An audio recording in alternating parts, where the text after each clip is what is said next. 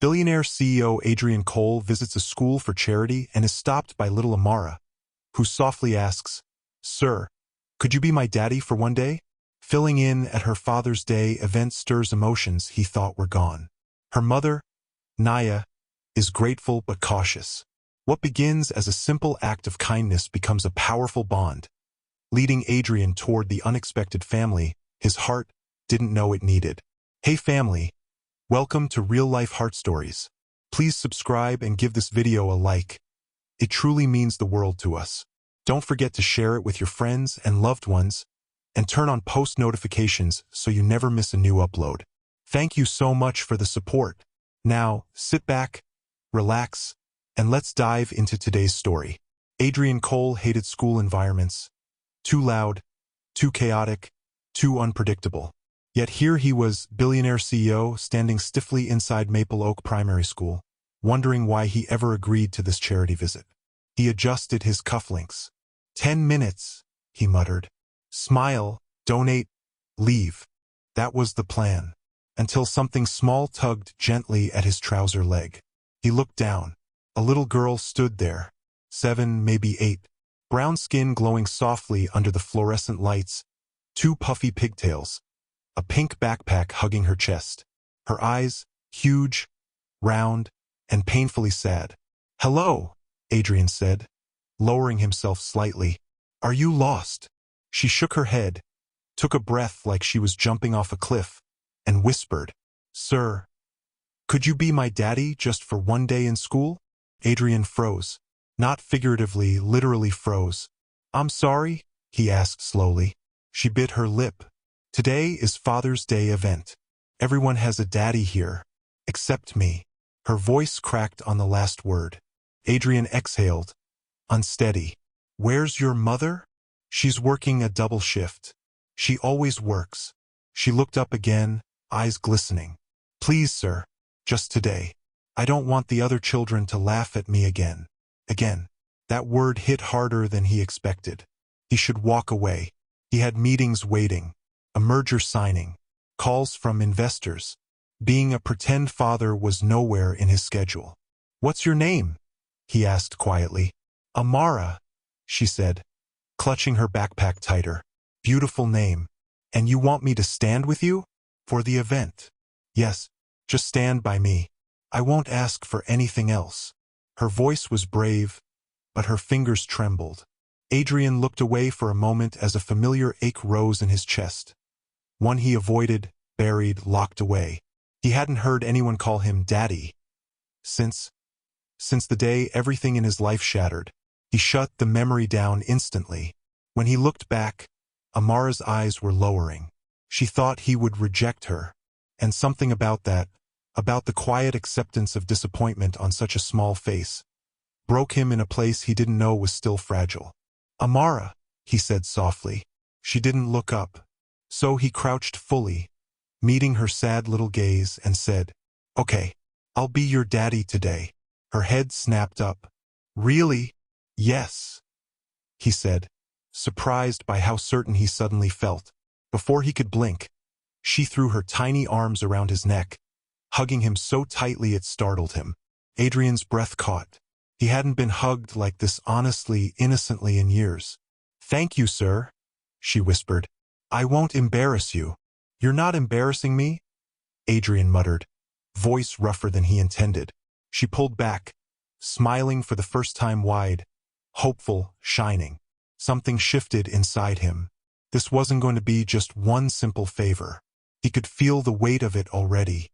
This one day, this one request, was about to change everything he thought he knew about. Adrian walked beside Amara through the school hallway, unsure what he had just agreed to. Children stared, whispering and pointing. Some of the fathers looked confused, others curious. Adrian wasn't used to being observed this closely outside business circles. Amara held his hand tightly, almost too tightly, as if he might disappear if she let go. "Are you okay?" Adrian asked. She nodded quickly. "I just don't want anyone to ask questions." "What kind of questions?" he replied. "The kind that make me feel small," she whispered. A protective feeling rose in him unexpectedly. He squeezed her hand gently. I'm here now. No one will make you feel small today. Her smile returned, shy but grateful. When they reached the decorated school hall, Adrian almost turned back. Paper hearts, colorful balloons, and children's drawings covered the walls. A big banner read, "Happy Father's Day" in uneven handwriting. A teacher spotted them and rushed over. "Oh, you must be Amara's father," she said cheerfully. Amara's eyes widened in panic. Adrian stepped in smoothly. "Yes, I'm here for her today." The teacher smiled warmly. "Wonderful. We're about to start. Please take a seat together." As they walked to their seats, Adrian noticed two boys nudging each other and staring at Amara. One of them whispered loudly, "I told you she doesn't have a dad." Amara stiffened. Adrian's jaw tightened. He leaned closer to her. "Ignore them. Sit up. You're not alone today." She nodded, shoulders relaxing slightly. The event began with music and children reading short letters about their fathers. Adrian watched as some kids draped paper medals around their dads' necks. He felt out of place, awkward, unsure, and strangely nervous. Then it was Amara's class turn. Adrian felt her hand slide into his again. "Will you come with me when they call my name?" she whispered. "Of course," her teacher announced. "Next is Amara Okafor and her father." The room became too quiet. Adrian stood tall, guiding Amara to the front. A few parents raised eyebrows. Some whispered. He didn't care. He placed a steady hand on Amara's back as they reached the center. Amara cleared her throat and read her short note. "Thank you for standing with me today. I'm happy I'm not alone." Her voice trembled on the last word. Adrian felt something shift in the hall. Teachers smiled softly. Some parents looked touched. A few even clapped early. When Amara finished, she turned to him and placed a small paper medal around his neck. It read, "Best Daddy for today." Laughter and applause filled the hall. Adrian knelt slightly so she could fasten it properly. "Thank you," he whispered. "Thank you for coming," she whispered back. As they returned to their seat, the same boy from earlier stared at them. But this time he said nothing. Amara looked taller, prouder, like she finally fit somewhere. Adrian wasn't sure what he had stepped into, but one thing was clear. This little girl trusted him now, and that trust felt heavier than any business deal he'd ever signed. The event ended with juice boxes, cookies, and a flood of noisy children running around the hall. Adrian stood awkwardly near the doorway while Amara chatted with a girl from her class. For the first time that morning, she looked carefree. A teacher approached Adrian with a grateful smile. "Thank you for stepping in for Amara. She's a wonderful child." Adrian nodded. "She is." The teacher lowered her voice. "Her mother works very hard. She rarely makes it to school events." She hesitated as if choosing the right words. "Amara hasn't had anyone show up for her in a long time." Adrian wasn't sure why the comment hit him so deeply. Before he could respond, he heard small footsteps rushing toward him. "Sir, my mom is coming," Amara said excitedly. "I told her you were here." Adrian blinked. "She's coming here?" "Yes. She said she ran from work to thank you." Adrian straightened his jacket. He wasn't nervous. CEOs didn't get nervous, yet something inside him fluttered. The hall door opened. A woman hurried in, breathing fast, cheeks flushed from running. She wore a simple work shirt, navy trousers, and a hairnet she must have forgotten to remove. Her dark skin glowed even under the harsh lights, and her eyes, warm, tired, and beautiful, went straight to her daughter. "Amara," she called. "Mommy." Amara ran into her arms. Adrian watched quietly, an unexpected warmth spreading in his chest. Then the woman looked at him. "Sir, you are the one who stood in for my daughter?" she asked softly. "Yes," Adrian said. "She asked, and I couldn't say no." Amara's mother came closer. "I'm so grateful. I tried so hard to find someone who could attend for her, but everyone I asked was busy. I didn't want her to feel alone again." Her voice cracked on again. She quickly wiped her eye. "I'm glad I could help," Adrian replied gently. "For one day, she added with a small smile. Just one day, but it meant everything to her. Amara tugged her mother's sleeve. "Mommy, he's very nice." Her mother smiled awkwardly. "I'm sorry. What's your name, sir?" "Adrian," he said. Then, almost as an afterthought, "Adrian Cole." She blinked. "Cole? As in Cole Technologies?" "Yes." Her eyes widened. "Oh, I'm so sorry, my goodness, I didn't know you were." "It's all right," Adrian interrupted softly. "Today, I was just Amara's father for the event." Something in her expression softened. "My name is Naya," she said quietly. "Thank you again." There was a moment of silence between them. Not awkward, just full. Then Naya glanced at the time. "I need to get back to work. I left during my break." Amara hugged her tightly. "Mommy, can we walk home with him?" Naya's eyes flickered to Adrian, unsure. "He has important things to do, baby." Adrian surprised himself when he said, "I can walk you both out." Naya hesitated, then nodded. As they stepped outside into the bright afternoon, Amara walked between them, holding both their hands. And Adrian wondered why letting go suddenly felt impossible. The school courtyard buzzed with children and parents leaving, but Adrian hardly noticed any of them. Amara walked between him and Naya, swinging their hands lightly as if she had known him forever. The gentle trust of that small hand in his felt strangely grounding. Naya cleared her throat. "You really don't have to walk us out. I know you're busy." Adrian shook his head. "It's fine. I want to." He wasn't sure why he said it, but he meant it. They stepped through the school gates and into the bright afternoon sun. The street was lively. Fruit sellers calling out, bikes rushing past, children playing. Adrian's expensive shoes tapped awkwardly against the uneven pavement. "You're far from your usual environment," Naya said with a small laugh. "Very far," he admitted. Amara looked up at him. "Do you have a daughter too?" The question hit him so fast he stumbled slightly. Naya noticed. "Amara," she warned gently, "don't ask personal questions." "It's okay," Adrian said quietly. He looked down at Amara's curious eyes. His throat tightened. "I used to," he said. Naya slowed her steps. "Used to?" Adrian nodded once. "A few years ago, she passed away." Amara stopped walking and squeezed his hand tightly. "I'm sorry." Her soft voice wrapped around a wound he had tried to bury. "Thank you," he whispered. Naya looked at him, her eyes suddenly warmer, softer. "You didn't have to share that." "Maybe I needed to," he replied. They continued walking, slower now, quieter. After a moment, Naya sighed. "I'm raising Amara alone. It's not easy, but she's my entire world." "That shows," Adrian said.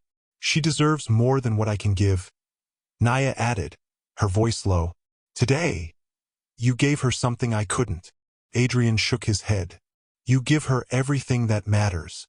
Naya looked genuinely surprised. "Most people don't see it that way. Most people aren't looking closely enough," he said. Naya had no response to that. But the silence that followed wasn't uncomfortable. Felt like understanding. They approached a small bus stop. Naya stopped walking. "We'll wait here. You don't have to go further." Amara tugged his hand again. "Will you visit the school again?" Adrian hesitated. His schedule was a fortress of meetings and flights. Yet the idea of not seeing her again felt wrong. "I can try," he said. Naya smiled sadly. "He's a busy man, sweetheart." "But he came today," Amara argued. "He did," Naya agreed softly. "And we're grateful." Adrian crouched so he was eye level with the little girl. "If you ever need someone to stand with you again, and I'm able to come, I will." Amara threw her arms around him again. His chest tightened. Naya watched them, something unreadable in her eyes. A bus pulled up. Naya gently separated them. "Come on, baby." Adrian stood as they boarded. Amara waved wildly from the window. "Bye, Daddy, for today." Adrian raised a hand, smiling despite himself. As the bus pulled away, he remained standing there, feeling something unfamiliar. He wanted to see them again. Adrian didn't return immediately to his office. Instead, he sat in his car for several minutes, staring at the small paper medal hanging around his neck. Best daddy for today. The words felt heavier now that Amara was gone. He finally removed it and placed it gently on the passenger seat, as if it were fragile. The ride was silent, but his mind was loud, too loud. Images of Amara's excited smile and Naya's tired eyes replayed over and over. He tried to shake it off, but something inside him refused to let go. When he reached his penthouse, the emptiness hit him harder than usual. The large glass windows, the silent rooms, the cold air. Everything felt exaggerated. He loosened his tie, but the pressure around his chest didn't ease. He walked to the kitchen, poured himself water, and stared at his reflection in the microwave door. "You're losing it," he muttered to himself. It was just one day, but even he didn't believe that. A soft knock on his door startled him. His housekeeper poked her head in. "Sir? A young lady is downstairs asking to see you." Adrian frowned. "A young lady?" "Yes, sir. She said her name is Naya." His heart jumped before he could stop it. "Send her up." Moments later, Naya stepped into his penthouse, looking completely out of place in her simple work clothes. Her hands twisted nervously as she looked around. "Thank you for seeing me," she said softly. Adrian nodded. "Is everything okay? Is Amara all right?" "She's fine," Naya said quickly. "She's actually too fine. She hasn't stopped talking about you since we got home." Adrian felt a small warmth spread through him. Naya continued, "That's why I came. I didn't want to bother you, but Amara insisted I give you this."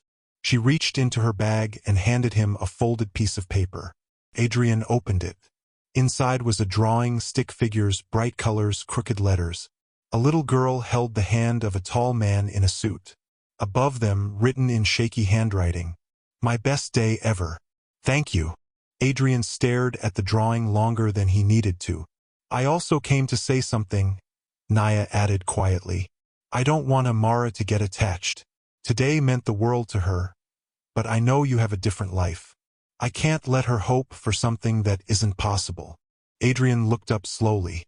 "I understand." He did, but hearing her say it still stung. Naya sighed. "Still." She asked if you could come for one more thing. Her school has a reading program next week. Parents come to read stories.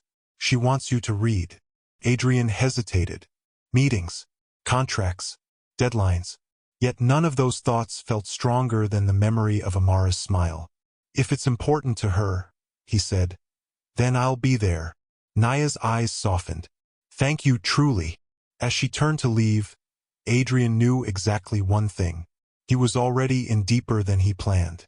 The following week arrived quicker than Adrian expected. Despite his busy schedule, he found himself rearranging important meetings just to keep the promise he made to Amara. His assistant, Laura, questioned him twice. "Sir, you're canceling a board meeting to go read a children's book?" Adrian only replied, "Reschedule it." Laura blinked but obeyed. On the morning of the reading event, Adrian stood in front of his mirror wearing a simple white shirt and rolled-up sleeves, something less intimidating for children. He stared at himself for a moment, surprised at how different he looked without the usual armor of suits and ties. He picked a storybook he bought the night before, The Lion Who Found His Roar. The title somehow felt right.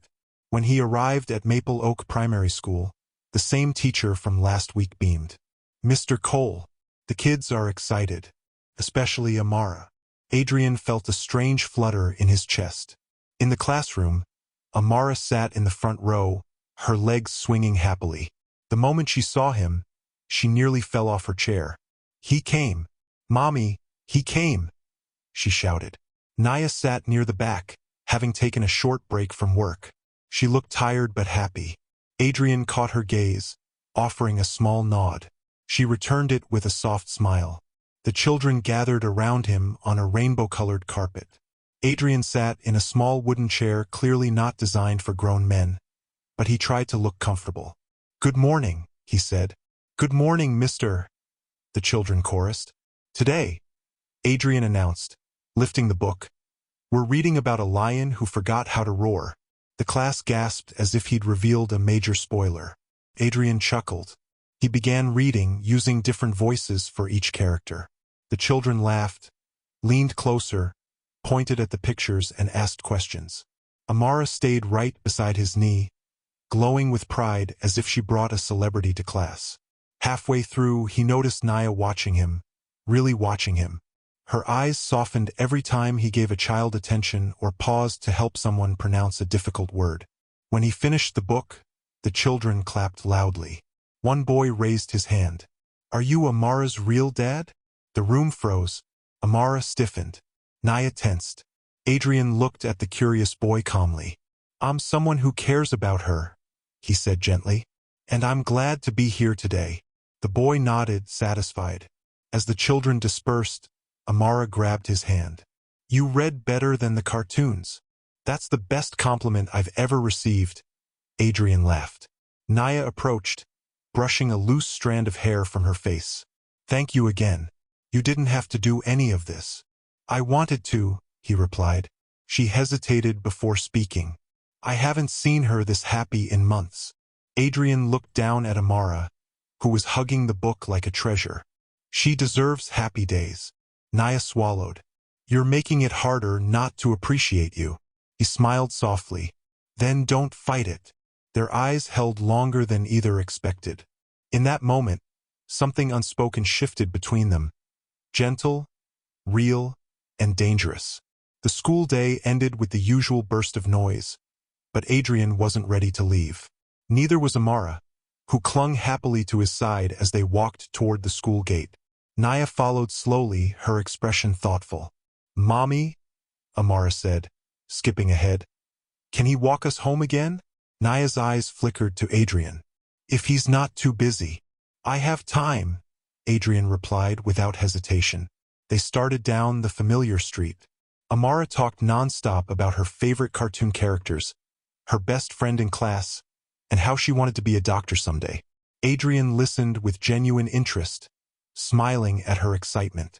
"She likes you," Naya said quietly when Amara ran ahead to chase a butterfly. "I like her too," Adrian admitted. Naya's steps slowed. "That scares me a little."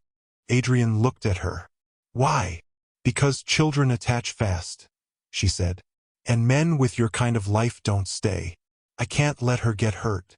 Adrian absorbed her words carefully. "I understand why you're protective. It's not just that," Naya added, her voice low. "She hasn't had a man in her life show up for her. Ever. You did it twice." "Because she asked," he said simply. Naya met his eyes. "Most people say no." Adrian felt something warm spread in his chest. Naya wasn't praising him. She was revealing just how alone she'd been raising her daughter. He respected her even more for it. They reached the small market near their street. Amara ran to a fruit stand, pointing at the oranges. "Mommy, can we buy some?" Naya reached into her purse. Adrian stopped her gently.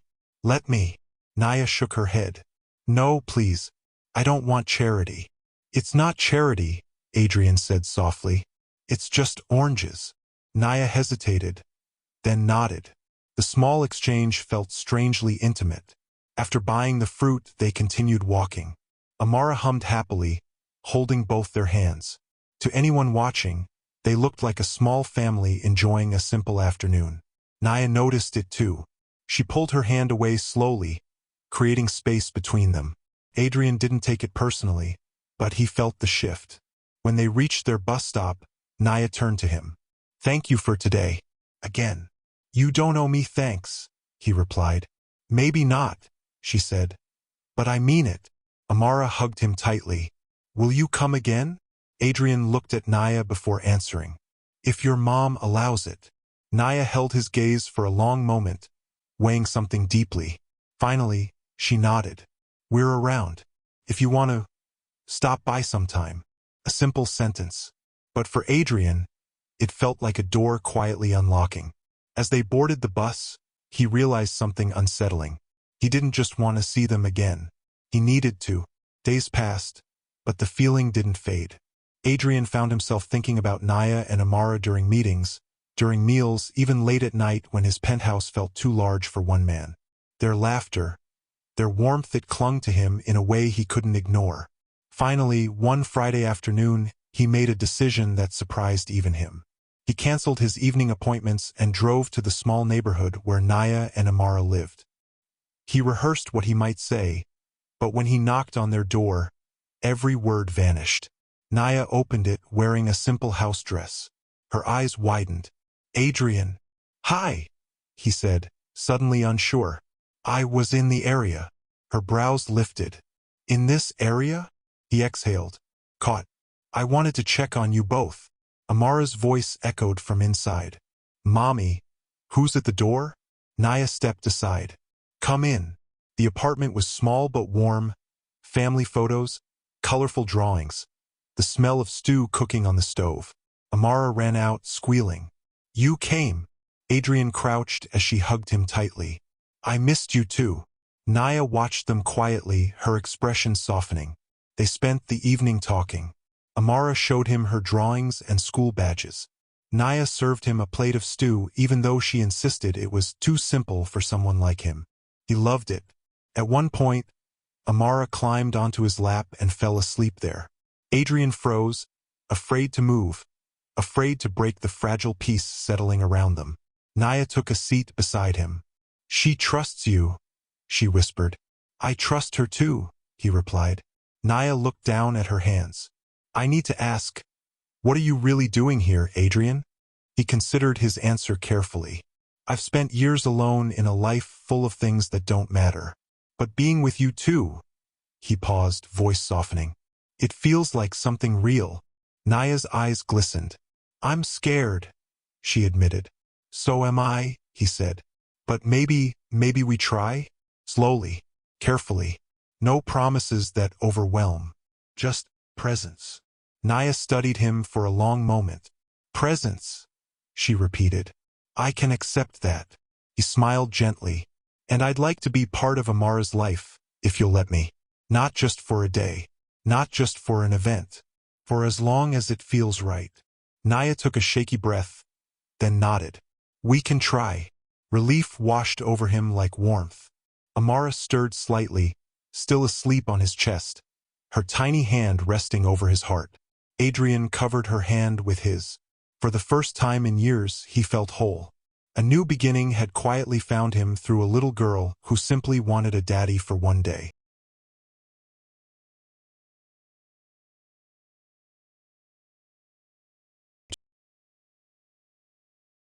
Stories.